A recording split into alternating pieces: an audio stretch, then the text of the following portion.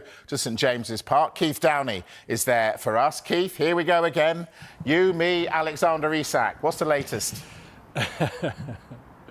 Look, Mike, not really too much has changed since we last spoke about 5 minutes ago. No, since we last spoke, I think at the tail end of last week, as we saw, Alexander Isak was left out of the Newcastle, both the Newcastle squads that played here in St James's Park on Friday night and then Saturday in their last two friendly matches before the start of the season. And of course, Eddie Howe fielded questions on it after both of those games. His words were that he can't select Alexander Isak right now, and he would love to do that, and if he could change things or change Alexander Isak's mind, he said he would have done it yesterday. So he didn't go as far as saying Alexander Isak is refusing to train or refusing to play, but he made it clear, reading between the lines, that Isak's head is probably not in the right place for him to be performing for Newcastle United at the moment, and that is why he is essentially training on his own. I don't think he's seen any of his teammates really since he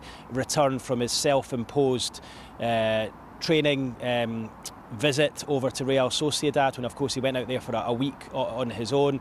The rest of the players have all been training as normal in the mornings, and Alexander Isak's been turning up round about 3-4 o'clock in the afternoon to put himself through his own paces. So look, it's becoming a bit of a toxic situation, isn't it? Not what Newcastle want ahead of the new season. And Eddie Howe says he doesn't see that changing ahead of their trip to Villa Park in the season opener on Saturday lunchtime. I don't think we're going to see anything definitive to this situation until the transfer window is closed. We know Liverpool have made one bid, £110 million plus add-ons. That was flatly rejected by Newcastle, and I've been saying for a number of weeks now, Newcastle will only allow Alexander Isak to go if, one, they receive a huge offer that they can't refuse, I think anything round about £150 million, and two, they're able to get a ready-made replacement. They tried and failed for Benjamin Sesko last week. Of course, he went to Manchester United, and it feels like the options for Newcastle are now very thin on the ground. So I think as the days go on, it's becoming increasingly likely that Alexander Isak will remain a Newcastle United player this window. And of course, bridges are going to have to be mended, because the Newcastle fans are not happy with what they've seen from his conduct over the last couple of weeks. So it feels like a lot of work is going to have to be done behind the scenes to ensure that they can get together. Newcastle need him, he needs Newcastle, and move on into the start of the season. Keith, those bridges will be bigger than the Tyne Bridge, I reckon. Let's talk Johan Wissa. Any movement on that one?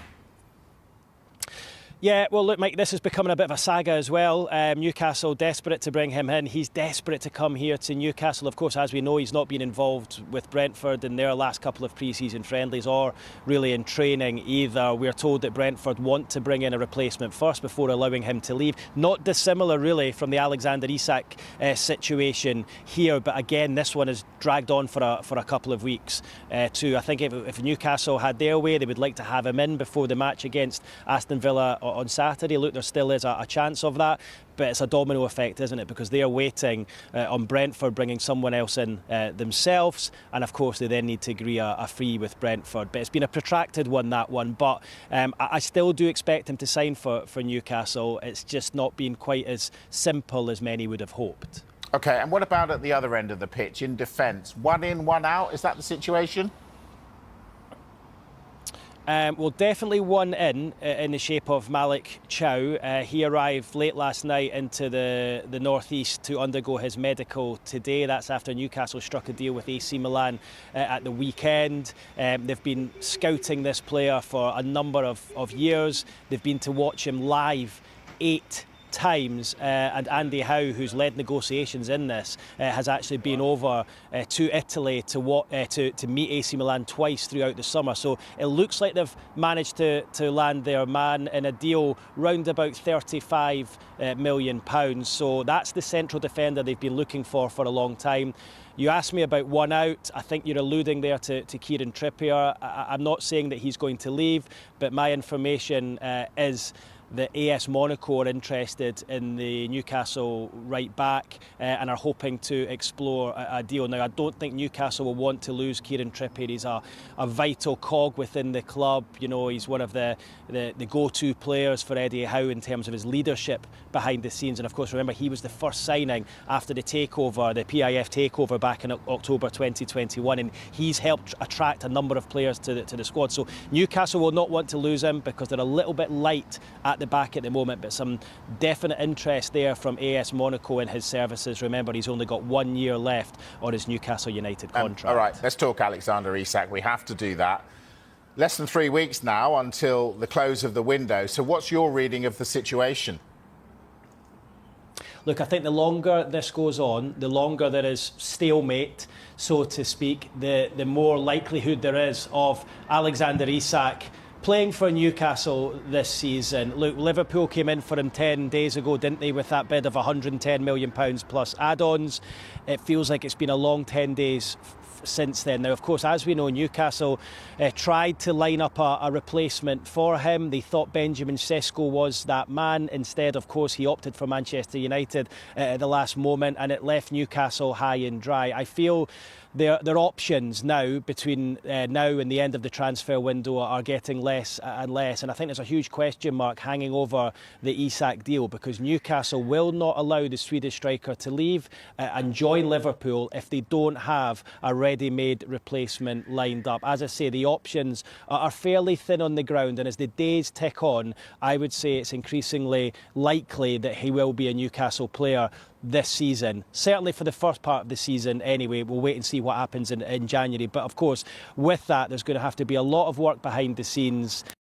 Clearly not happy, Alexander Isak, but neither are the Newcastle United supporters. It feels like there's been a lot of bridges burned these last couple of weeks. They're not happy with his conduct, so a lot is going to have to be smoothed over behind the scenes for him to continue here and continue in a positive way, because he was a real fan's favourite. Think of all those Newcastle fans, Mike, who of course he reduced to tears at the cup final back in March with that winner against Liverpool. People have got Isak 14 tattooed all over their body. You see kids in the street everywhere in Newcastle with Isak 14 on their shirt.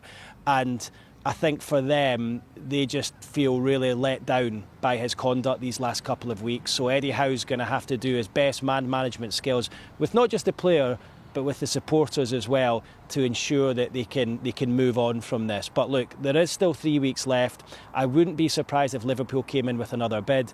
But until Newcastle have a ready-made replacement, and as I say, they don't have many options left, until they get someone in, Alexander Isak will be going nowhere. OK, what about Johan Wissa? Will he be joining Newcastle? Yeah, I'm just off a call literally in the last 5 minutes about that. Look, Newcastle remain at the table, very hopeful of getting a deal done. But again, this one's become a bit of a saga now as well. It's dragged on for a number of weeks. Brentford, probably in a similar situation to Newcastle with Isak. They don't want to allow Wissa to go until they get a replacement in themselves. Now, we know that they're in talks with Dango Outara, the Bournemouth winger. I think there's a potential, if they get him in, that they might soften their stance a little bit with Wissa. I think Newcastle would love to have him in by the weekend to try and involve him against Aston Villa, but it's a waiting game for them. I still think there's a high chance of this deal getting done, but again, it's a very protracted transfer, a bit like the Isak situation, really. They're playing out very, very similarly.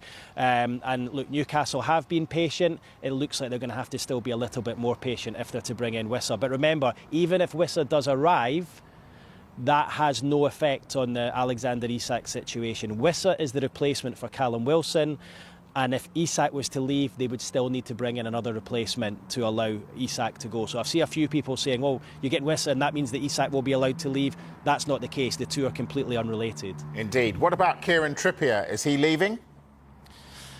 Yeah, finally, just some news we brought to you just a couple of hours ago, Mike. There's some interest in Kieran Trippier from AS Monaco over in France. He's got just 1 year left in his Newcastle deal. Look, Newcastle will not want to lose Kieran Trippier. He's such a big character in the dressing room.